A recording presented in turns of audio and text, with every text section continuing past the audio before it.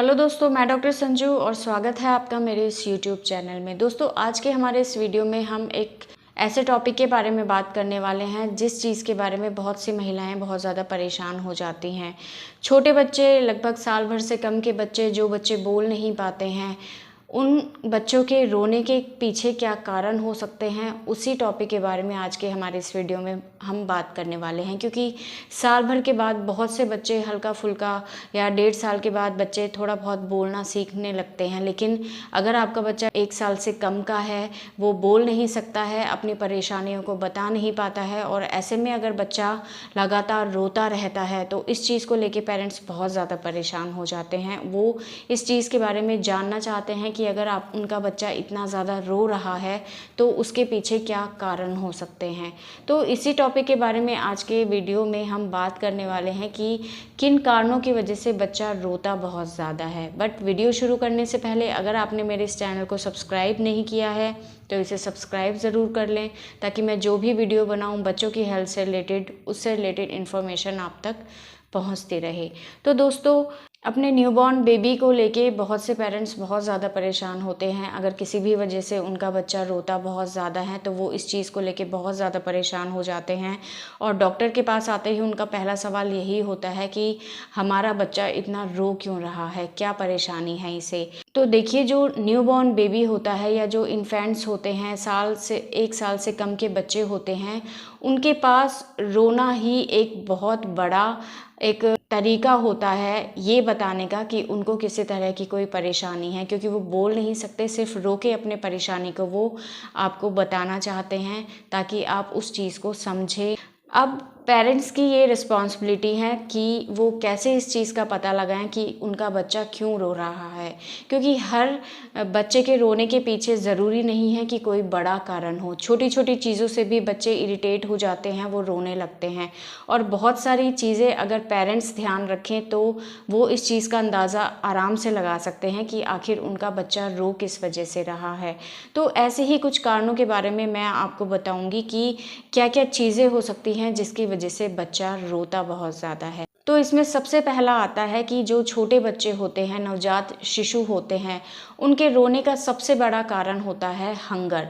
अगर उनको भूख लगती है तो वो रो के इस चीज़ का आपको बताते हैं कि उनको भूख लगी है और ब्रेस्ट फीडिंग उनको करानी है। तो अगर भूख की वजह से आपका बच्चा रो रहा है तो आप उसको ब्रेस्ट फीडिंग कराएं, जिससे वो रोना बंद कर देगा। सबसे पहला यही एक कारण होता है। इसके बाद दूसरा कारण होता है कि अगर बच्चे ने डायपर गीला कर दिया है या बच्चे ने सुसु कर दी है या उसमें पॉटी कर दी है, तो गीलेपन की वजह से बच्चा बहुत ज़्यादा अनकंफर्टेबल हो जाता है, जिस वजह से वो रोने लगता है। तो अगर इस तरह की कोई परेशानी है तो बच्चे को आपको अच्छे से चेक करना है, बच्चे के कपड़ों को चेक करना है कि कहीं बच्चा गीलेपन की वजह से तो नहीं रो रहा है। तीसरा कारण होता है, कई बार बच्चे बहुत लंबे टाइम तक सोते नहीं हैं, जिसकी वजह से वो बहुत ज़्यादा इरिटेबल हो जाते हैं, थक जाते हैं और इसकी वजह से वो रोने लगते हैं। तो ऐसे में अगर आप बच्चे को सुलाएंगे तो बच्चा आराम से सो जाएगा और रोना बंद कर देगा। तो इस चीज़ से आप इस चीज़ को समझ लें कि बच्चा थक गया था, इसलिए बच्चा रो रहा था। इसके अलावा जो चौथा कारण है वो है कि कभी कभी बच्चे को बहुत ज़्यादा ठंड लगती है या अगर गर्मी लगती है तो कई बार बच्चा उसकी वजह से भी परेशान हो जाता है और रोने लगता है। तो ऐसे में खुद आपको ये चीज़ नोटिस करनी है कि अगर टेम्परेचर ठंडा है या गर्म लग रहा है तो उसके अकॉर्डिंग आप ये इस चीज़ पे ध्यान दें कि कहीं बच्चे को सर्दी तो नहीं लग रही है या बच्चे को गर्मी तो नहीं लग रही है। अगर बच्चे की बॉडी का टेम्परेचर ज़्यादा है तो आप बच्चे के कपड़े कम कर दें, बच्चे के शरीर को हवा लगने दें थोड़ा सा। और अगर बच्चे की स्किन ठंडी है या बच्चे का टेम्परेचर नॉर्मल से कम है तो इसका मतलब है कि बच्चे को ठंड लग रही है, और ऐसे में बच्चे को आप ढक के रखें।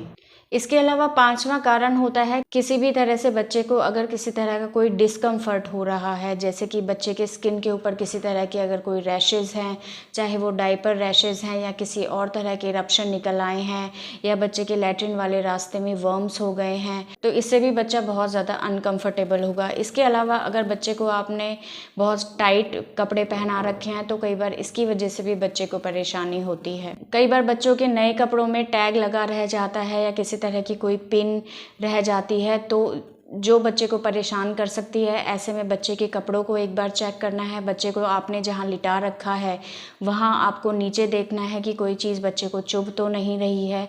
तो इन छोटी छोटी चीज़ों को आपको बहुत ध्यान से देखना है। हो सकता है कि इन चीज़ों की वजह से बच्चे को परेशानी हो। इसके अलावा कुछ चीज़ों पे आपको ध्यान देना है कि अगर बच्चा पेशाब करते टाइम रो रहा है तो कहीं ना कहीं यूरिनरी इन्फेक्शन इसकी वजह से हो सकता है और उसी की वजह से बच्चा आपका रो सकता है, क्योंकि पेशाब जाने में उसको बहुत ज़्यादा दर्द होगा।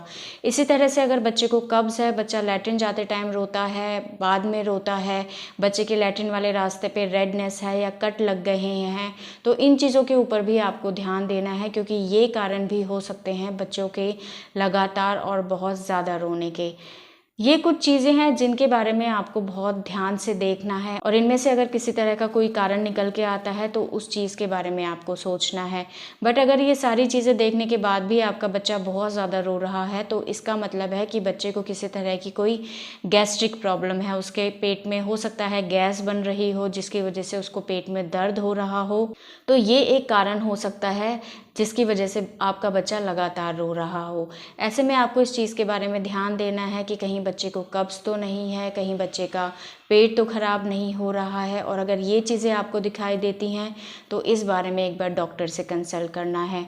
तो ये कुछ कॉमन रीज़न्स होते हैं जिसकी वजह से छोटे बच्चों में रोने की परेशानी बहुत ज़्यादा होती है। तो इनमें से ज़्यादातर कारण ऐसे हैं जिनको आप खुद देख के दूर कर सकते हैं और अपने बच्चे का रोना कम कर सकते हैं। बट फिर भी अगर आपको कोई चीज़ समझ नहीं आती है कि हमने सब कुछ देख लिया है, हर चीज़ को चेक कर लिया है, हर चीज़ पे हम ध्यान दे रहे हैं, फिर भी हमारा बच्चा रोता बहुत ज़्यादा है या लगातार रोए जा रहा है, तो ऐसे में डॉक्टर से एक बार कंसल्ट करना बहुत ज़्यादा ज़रूरी है ताकि इस चीज़ का पता लगाया जा सके कि किस वजह से आपका बच्चा रो रहा है। क्योंकि इन चीज़ों के अलावा भी बहुत से दूसरे कारण हो सकते हैं जिनको ध्यान में देना बहुत ज़्यादा ज़रूरी है और उनके लिए ट्रीटमेंट लेना बहुत ज़्यादा ज़रूरी है।